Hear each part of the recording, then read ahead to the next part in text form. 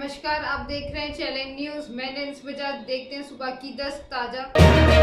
पंजाब में दिल्ली मॉडल भगवंत मान ने door to door ration delivery योजना का किया ऐलान। पंजाब के मुख्यमंत्री भगवंत मान ने सोमवार को फिर बड़ा ऐलान किया। उन्होंने दिल्ली की तर्ज पर पंजाब में भी राशन की door to door ration delivery का ऐलान किया है, यानी अब सरकार घर घर में राशन की डिलीवरी करवाएगी। भगवंत मान ने कहा है, सरकार ने फैसला किया है कि राशन की घर घर डिलीवरी कराई जाएगी। हालांकि ये योजना विकल्प के तौर पर रहेगी। हमारे अफसर फोन करके डिलीवरी का समय पूछेंगे और उसी समय राशन की डिलीवरी कराई जाएगी।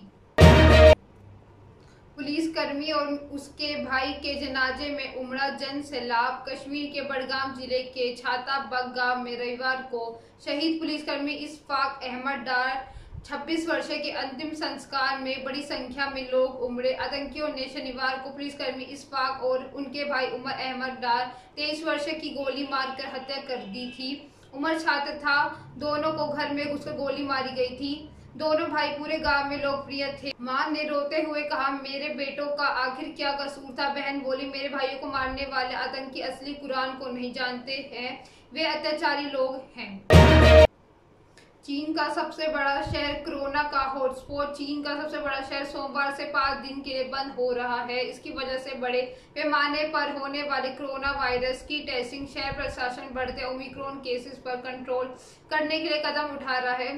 चीन सरकार इसके बाद देश में पश्चिम हिस्से में 1 अप्रैल से कोरोना टेस्टिंग करेगी, इसलिए वहां भी लॉकडाउन लगाया जाएगा। कोरोना का हॉटस्पॉट बन चुके शंघाई की जनसंख्या 25 मिलियन है। मार्च महीने के शुरुआत से ही ये कोरोना केस बढ़ने लगे थे। हाल के दिनों में ये देश में कोविड का हॉटस्पॉट बन गया है। शनिवार को शंघाई में कोरोना के 2676 नए मामले सामने आए थे। इसके बाद लॉकडाउन का फैसला लिया गया। हालांकि ग्लोबल शिपिंग अब शंघाई रूप पूरी तरह बंद नहीं होगा। ये बैन आम जनता के लिए है।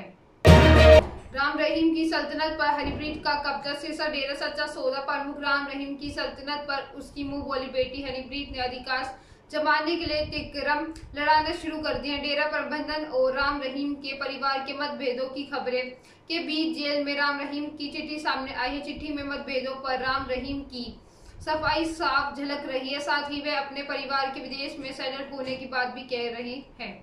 वहीं मतभेद की चर्चाओं के बीच पहली बार डेरा प्रमुख ने पारिवारिक सदस्य और हनीप्रीत का जिक्र किया। इससे उसने पारिवारिक रिश्तों में तख्लीकियां की बात पर विराम लगाने का प्रयास किया। साथ ही कहा है कि उसका परिवार अब विदेश में सेटल होने जा रहा है।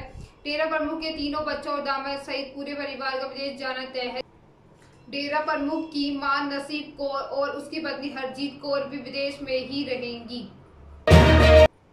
मुख्तार की पेशी को देखते हुए कोर्ट में सुरक्षा बढ़ी। लखनऊ में MPMLA कोर्ट में सोमवार को बाहुबली मुख्तार अंसारी की पेशी के चलते सुरक्षा व्यवस्था बढ़ा दी गई है। कोर्ट परिसर के आसपास सादे वर्दी में पुलिस कर्मियों के साथ ही पुलिस व PSC बल को भी लगाया है। सोमवार को बांदा जेल में बंद मुख्तार अंसारी की MPMLA ACJ M3 में अम्बरीश श्रीवास्तव की कोर्ट में होंगे, जहां फर्जी कागजातों को निष्क्रांत संपत्ति पर कब्जा और विरोध निर्माण मामले में सुनवाई होनी। संवेदनशीलता को देखते हुए पुलिस व प्रशासनिक अधिकारी पल पल का अपडेट लेने के साथ लगातार निगाह बनाए हुए हैं। गाजियाबाद तहसील में लगी आग। अग्निकांड के बाद SDM ने नायब तहसीलदार से रिपोर्ट मांगी है। SDM सदर विनय कुमार ने बताया है कि इस कमरे में विभिन्न योजनाओं की लाभार्थियों के पुराने दस्तावेज रखे थे। यह कमरा लंबे वक्त से खुला भी नहीं था।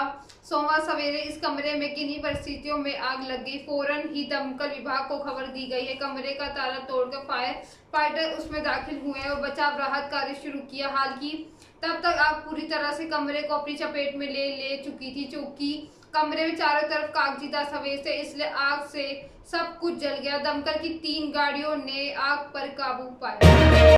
दहेज के लिए घर से निकाला फिर दिया 3 तलाक। अलीगढ़ में 3 तलाक का एक और मामला सामने आया, जिसमें पीड़िता ने अपने कानपुर निवासी शौहर के खिलाफ सिविल लाइन थाने में मुकदमा दर्ज कराया है। पीड़िता का आरोप है कि उसका शौहर उसको ससुराल वाले 3 लाख नगद और बाइक के लिए उसे परेशान करते थे और आए दिन मारपीट करते रहते थे। लगातार प्रताड़ित करने के बाद भी जब उनकी मांग पूरी नहीं हुई तो फिर उन्होंने उसे घर से निकाल दिया, जिसके बाद वह अलीगढ़ में अपने मायके आ गई। इसके कुछ दिन बाद आरोपी शौहर ने उसे फोन करके 3 तलाक दे दिया। पीड़िता की तहरीर पर पुलिस ने मुकदमा दर्ज कर दिया है। सीएम के शपथ ग्रहण पर दंगा कराने की दी थी साजिश। गोरखपुर के चौरी चौरा में फैलहा निवासी मृत सैनिक धनंजय यादव के मौत के बाद उसे शहीद का दर्जा दिलाने की मांग की आड़ में दंगा कराने की साजिश रची गई थी। मंशा थी कि सीएम योगी आदित्यनाथ के शपथ ग्रहण के दिन उनके गृह जनपद से ही प्रदेश के कानून व्यवस्था पर सवाल खड़ा किया जा सके। यह साजिश सपा नेताओं के रची थी, जिससे पुलिस ने नाकाम कर दिया।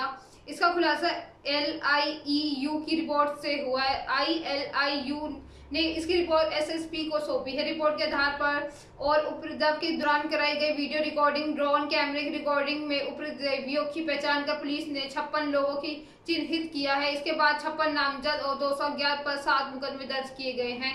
इन नामजद आरोपियों ने 1 दर्जन से ज्यादा सपा नेता है, जिन्होंने सोशल मीडिया पर लोगों को उकसा कर बुलाया था और खुद भी उपद्रव में शामिल हुए थे।